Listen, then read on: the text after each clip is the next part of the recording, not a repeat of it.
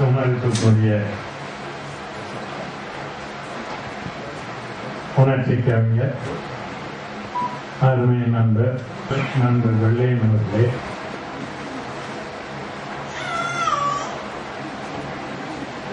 அருமை நண்பர் we C குருநாதன் அவர்களே, அருமை தம்பி சீமான் அவர்களே,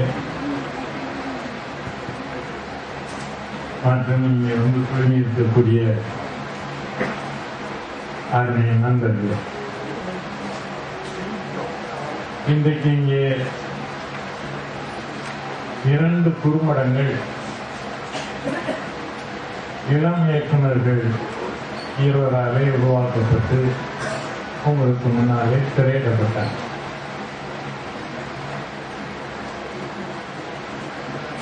நமக்கு அருகில் 20 கல் தொலைவில் இருக்கக்கூடிய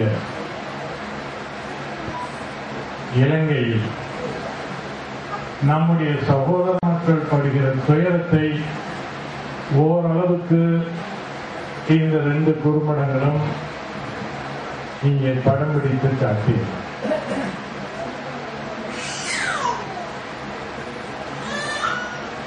அந்த மக்கள் நம்முடைய சகோதர மக்கள் அவர்கள் அங்கே அன்றாடம் அவர்கள் செத்து பிழைக்கிற ஒரு நிலைமையிலே அவர்கள் வாழ்ந்து வருகிறார். ஏறத்தாழ 30 ஆண்டு காலமாக அந்த மண்ணிலே பெரும் போராட்டம் நடந்து வந்தது.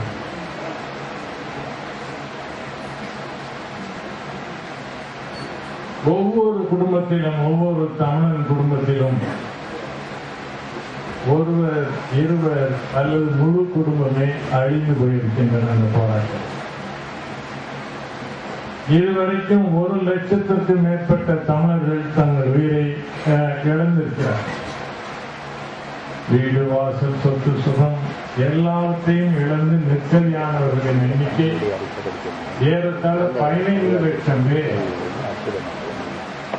ஏதிலிகளாக இந்தியாவுக்கும் உலகம் பூராவும் பல்வேறு நாடுகளுக்கும் அவர்கள் சிதறி சென்று அந்நிய மண்ணில் அந்நிய சூழ்நிலையில் வாழ நேர்ந்த போதிலும் கூட அவர்கள் தங்கள் தாயக மண்ணிலே நடைபெற்றுக் கொண்டிருக்கக்கூடிய அந்த விடுதலை போராட்டத்தை கொஞ்சமும் மறவாமல் அதற்கு தங்களால் இயன்ற அளவு துணை நிற்கும் என்ற உறுதியோடு என்றேனும் ஒரு நாள் விடிவு வரும் நம்மை என்ற நம்பிக்கையோடு அவர்கள் எல்லாம் காத்து கிடக்கிறார்.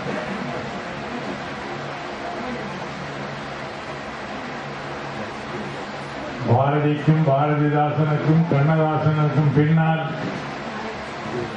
இன்றைக்கு தமிழ் கூறும் நல்லுலகம் போற்றுகிற நம்முடைய கவிஞர் காசி ஆனந்தன் இந்த படத்திலே சொல்லப்பட்டதை போல அவர் அங்கே சிறையிலே வாட்டி வதக்கப்பட்டு சிங்களவரின் சித்திரவதைகளுக்கெல்லாம் அவரும் அவருடைய தங்கை மற்றும் குடும்பம் எல்லாம் இரையாகி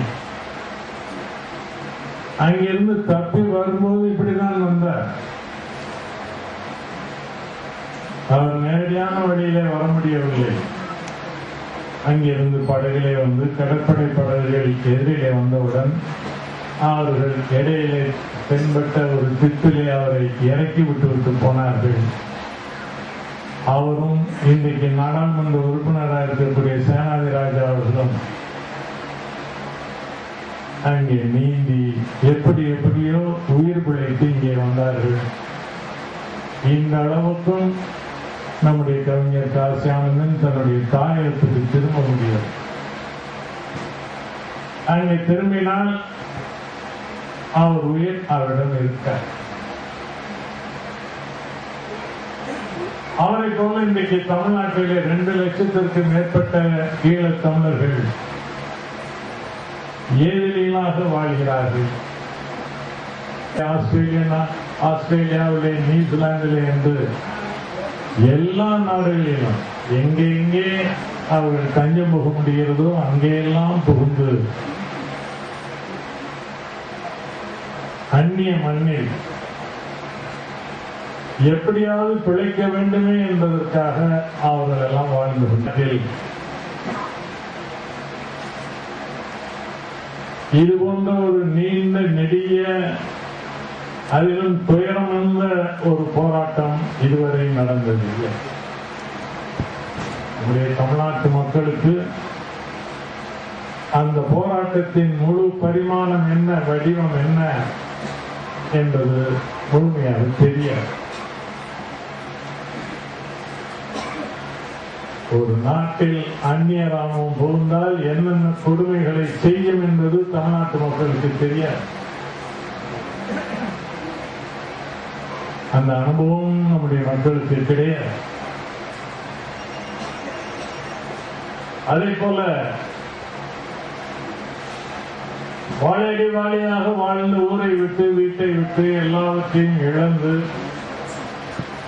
ஏழைகளாக இன்னொரு நாட்டிலே தஞ்சம் புகுந்து அங்கே வாழ்வது என்பது எப்படி என்பதும் தமிழ்நாட்டு மக்களுக்கு தெரியும்.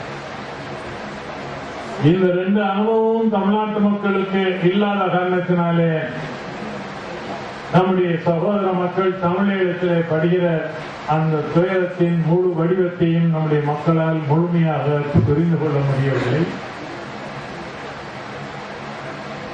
அவர்கள் புரிந்து கொண்டு விடக்கூடாது என்பதிலே தமிழ்நாட்டு ஊடகங்களும் அரசும் இந்திய அரசும் அதில் ரொம்ப அக்கறையாக இருக்கிறார்.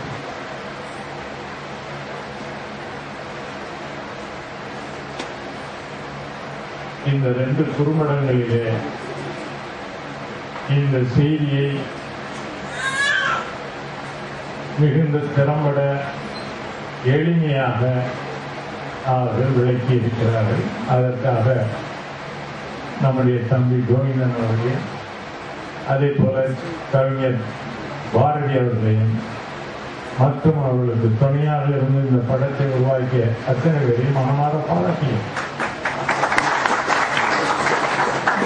இந்த முதலிலே வரவேற்பதை சொன்ன இயக்குனர் புகழேந்தி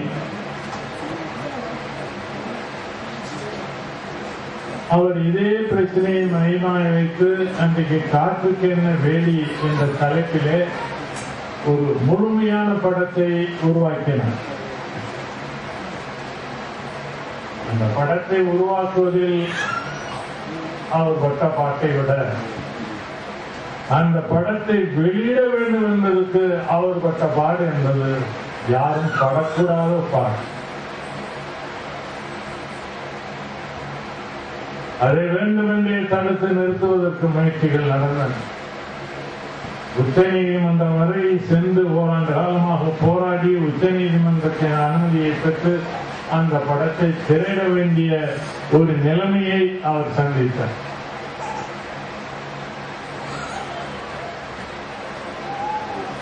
ஏன் இப்படி பாடுபடுத்துகிறார்கள்? இந்த செய்தியை மக்களிடம் யாரும் சொல்லிவிடக் கூடாது. யார் சொல்வதற்கு முயற்சி செய்தாலும் அவர்களை நாங்கள் இப்படிதான் படாத பாடுபடுத்துவோம். அவருக்கு எவ்வளவு பொருள் நட்டம், எவ்வளவு கால விரயம், இவ்வளவுக்கும் பின்னால் அந்த படம் திரையிடப்பட்டு மக்களின் வரவேற்பை சிறப்பாக பெற்றது என்று சொன்னால் மிகையாக.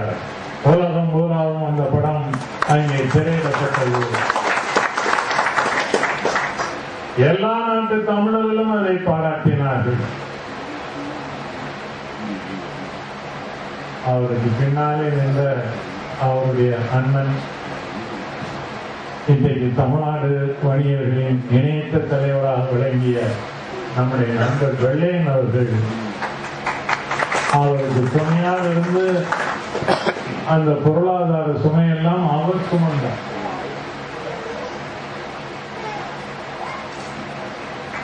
நம்முடைய தமிழ்நாட்டில் நம்முடைய தமிழர்களின் நிலையை பற்றி ஒரு படம் எடுப்பது என்று சொன்னால் என்னென்ன கொடுமைகளுக்கு அவர்கள் எல்லாம் ஆளாகிறார்கள், ஆளாக்கப்படுகிறார்கள் என்பதை நான் எண்ணி பார்க்கிறேன்.